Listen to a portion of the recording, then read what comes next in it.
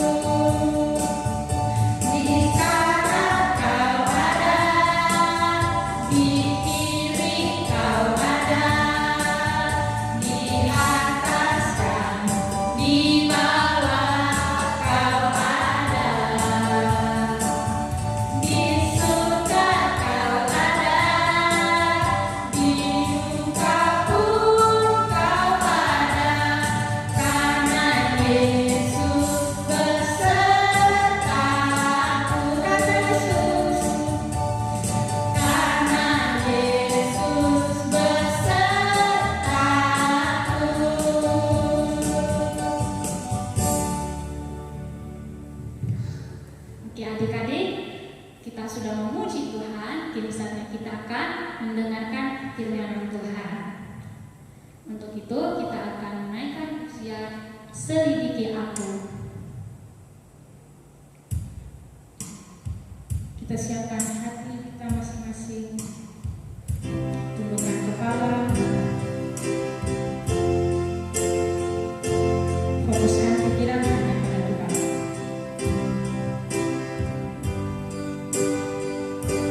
Selidiki aku, lihat hatiku, apakah aku sungguh mengasihi Yesus, Kau yang Maha Tahu, dan menilai hidupku. Tak ada yang tersembunyi bagimu. Tak kulihat kebaikanmu yang tak pernah habis di hidupku. Ku berjuang sampai akhirnya Kau dapati aku tetap setia. Selidiki aku, lihat hatiku, apakah aku sungguh mengasihi Yesus, Kau yang Maha Tahu, dan menilai hidupku. Tak ada yang tersembunyi bagimu. Telah kulihat kebaikanmu yang tak pernah habis di hidupku. Ku berjuang sampai akhirnya Kau dapati aku tetap setia. Kau dapati aku tetap setia.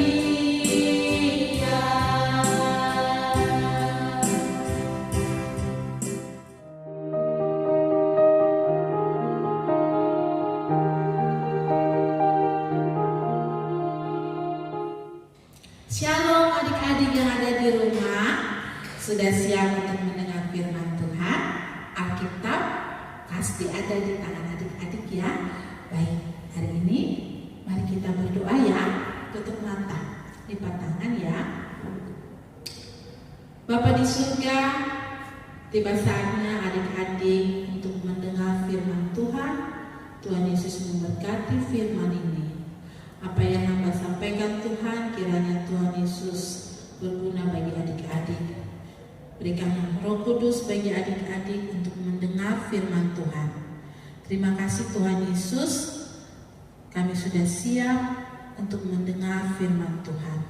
Haleluya, amin. Ya adik-adik, hari ini KLC akan bercerita tentang seorang raja yang penuh dengan hikmat. KLC ambil dari 1 Raja-Raja pasal 3 ayat 16 sampai 28. Nah, adik-adik, ada 2 perempuan yang sedang hamil. Mereka lagi menunggu siapa yang duluan melahirkan. Pada saatnya seorang perempuan yang satu dia melahirkan. Mereka berdua tinggal dalam rumah. Jadi yang satu yang belum melahirkan membantu teman yang melahirkan. Lewat 3 hari kemudian, perempuan yang satunya lagi melahirkan. Jadi mereka tinggal di dalam rumah. Nah adik-adik, pada malam harinya mereka tidur masing-masing dengan anak-anaknya. Dan tengah malam ibu yang satu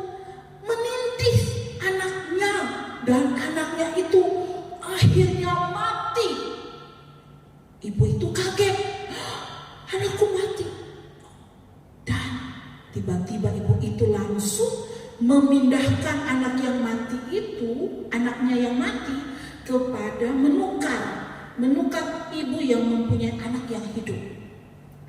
Adik-adik, besok paginya mereka bangun. Ibu yang punya anak yang masih hidup, dia bangun untuk menyusui anaknya. Tapi ternyata yang dia menyusui anak itu sudah mati. Dan kemudian ibunya mengamati-amati. Hah? Ini bukan anakku yang aku lahirkan. Bukan ini. Kemudian ibu yang mempunyai anak yang hidup, dia bilang kepada teman wanita, "Hei, itu anakku yang kamu pegang itu, anakku yang hidup. Sedangkan di tanganku ini anak kamu yang mati." Mereka bertengkar di situ, menuduh bahwa tidak, aku punya anak yang hidup. Sambil bertengkar, akhirnya wanita yang satu bilang begini, "Sudah, kalau begitu kita pergi ke raja. Kita mencari keadilan ke raja." Adik-adik, mereka pergi untuk mencari keadilan. Sampai ke raja, mereka ketemu dengan raja dan mereka melaporkan. Raja yang mereka ketemu adalah Raja Salomo. "Raja, tuanku, kami berdua minta keadilan. Anak yang aku lahirkan, anak itu masih hidup dan ada di tangan perempuan ini. Tetapi anak yang satu itu sudah mati. Yang mati itu adalah milik perempuan ini." Mereka bertengkar di situ. Raja hanya melihat, dan tiba saatnya raja berbicara. "Sudah, jangan lagi kamu berbicara. Yang satu bilang punyaku yang hidup, yang mati itulah milikmu. Yang satu pun juga bilang begitu." Akhirnya raja berdiri dan menyuruh prajurit, ambil anak yang hidup itu, berikan pedang padaku. Kemudian raja itu dia memegang anak yang hidup. Raja akan membelah anak ini menjadi dua. Yang satu untuk ibu yang satu, dan yang satunya untuk ibu yang satu juga. Pada saat raja mengangkat pedang dan membelah anak itu, ibu yang mempunyai anak, dia berteriak, "Jangan! Jangan kau apa-apakan anak itu. Biarlah dia hidup," kepada wanita itu.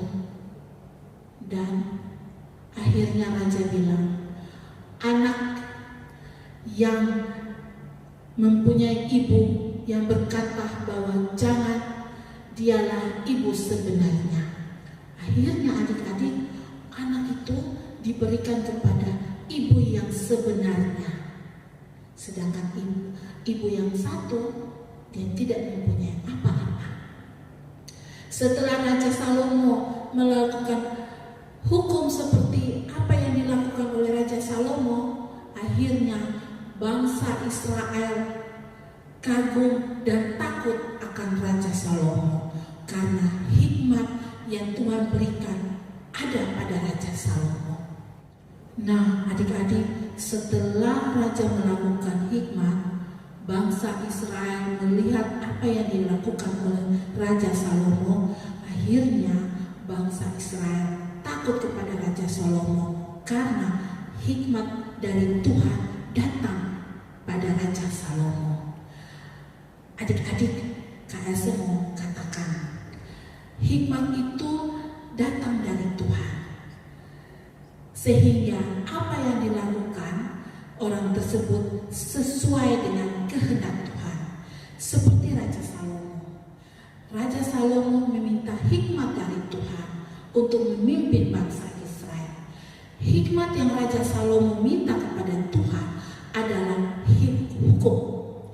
Hikmat yang diminta oleh Raja Salomo adalah hukum untuk menjadi hakim bagi umat Israel untuk dapat membedakan yang baik dan yang jahat. Nah, adik-adik, KSE mau kasih contoh adik-adik yang ada di rumah. Apakah adik-adik mau seperti Raja Salomo memiliki hikmat? Hikmat selalu ada dalam hidup kita sehari-hari. Adik-adik bisa mengatur waktu. Waktu itu juga penuh hikmat. Kalau adik-adik punya hikmat untuk mengatur waktu, waktu untuk bermain, waktu untuk belajar, waktu untuk membantu orang tua, waktu untuk berdoa. Kalau adik-adik mengatur waktu dengan baik, maka adik-adik penuh dengan hikmat.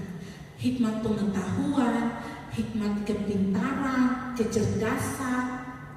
Tapi kalau adik-adik tidak mengatur waktu, adik-adik waktu untuk tidur malam, tapi adik-adik gunakan untuk bermain HP sampai berjam-jam. Ayo, siapa di rumah setiap hari bermain HP, tidak pernah bantu orang tua, tidak pernah buka buku, tidak pernah berdoa? Ayo, siapa di rumah?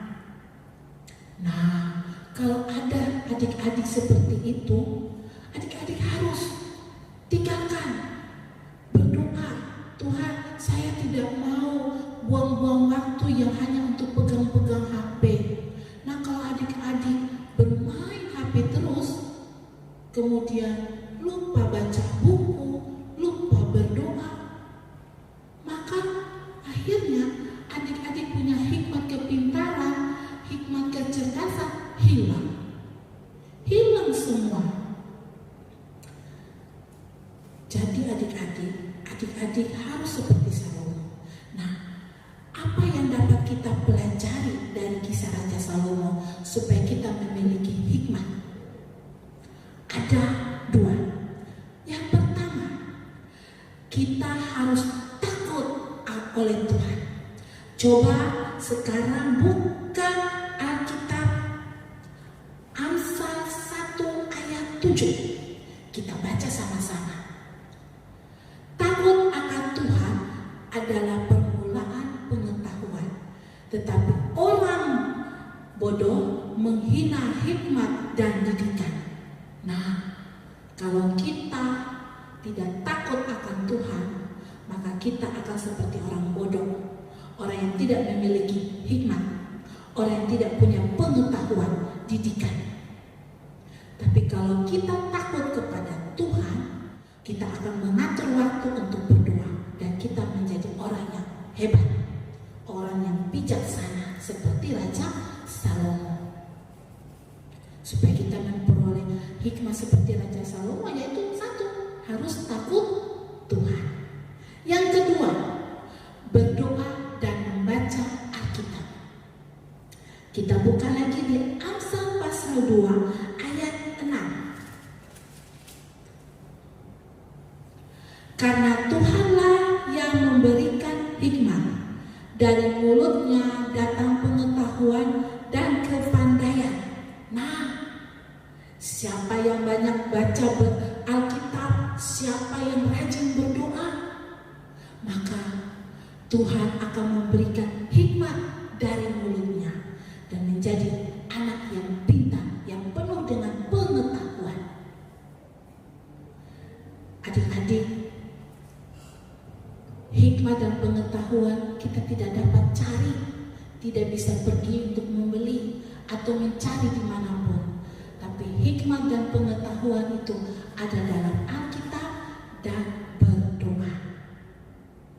Siapa yang rajin berdoa, siapa yang rajin membaca Alkitab, maka dia akan mendapat pengetahuan, hikmat pengetahuan dari Tuhan.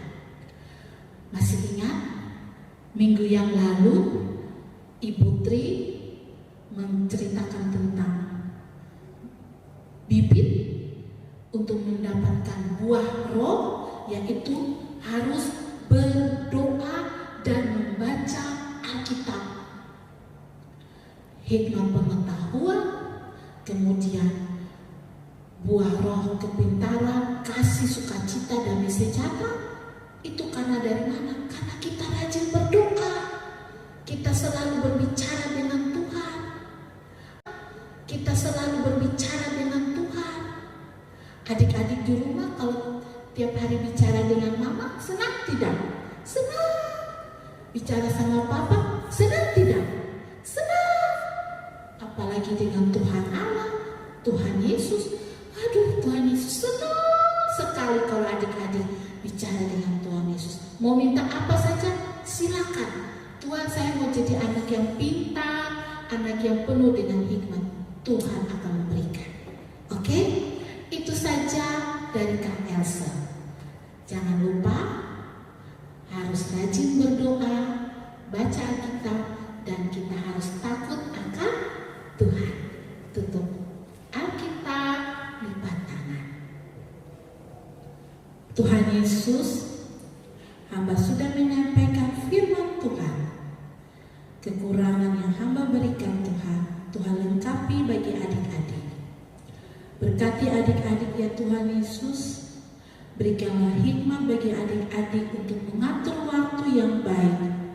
Waktu untuk belajar, waktu untuk membantu orang tua, waktu untuk berdoa dan membaca Alkitab.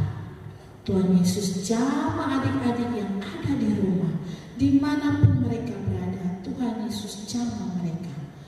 Ajari mereka ya Tuhan menjadi anak yang takut Tuhan. Ajari mereka ya Tuhan Yesus untuk bisa berbakti kepada orang tua. Terima kasih Tuhan, berikanlah hikmat, kepintaran, akal budi bagi adik-adik semua. Ini doa kami ya Tuhan Yesus. Tuhan Yesus memberkati. Haleluya, amin. Nah, jagoan Kristus, bagaimana firman Tuhan pada pagi hari ini? Tentunya adik-adik sungguh sangat diberkati. Nah, adik-adik, kita mau belajar dari kisah Raja Salomo. Bagaimana supaya kita memiliki hikmat Tuhan? Yang pertama, kita harus hidup takut akan Tuhan. Lalu yang kedua, harus rajin berdoa dan membaca firman Tuhan. Adik-adik jangan malas berdoa, jangan malas membaca firman Tuhan. Nah, adik-adik, kita akan mendengarkan, menyaksikan firman ayat hafalan dari firman Tuhan minggu yang lalu oleh teman-teman kita. Yuk kita menyaksikannya. Yohanes 15 ayat 8. Dalam hal inilah Bapakku dipermuliakan, yaitu jika kamu berbuah banyak, dan dengan demikian kamu adalah murid-muridku. Yohanes 15 ayat 8. Dalam hal inilah Bapakku dipermuliakan, yaitu jika kamu berbuah banyak, dan dengan demikian kamu adalah murid-muridku. Dalam hal inilah Bapakku dipermuliakan, yaitu jika kamu berbuah banyak.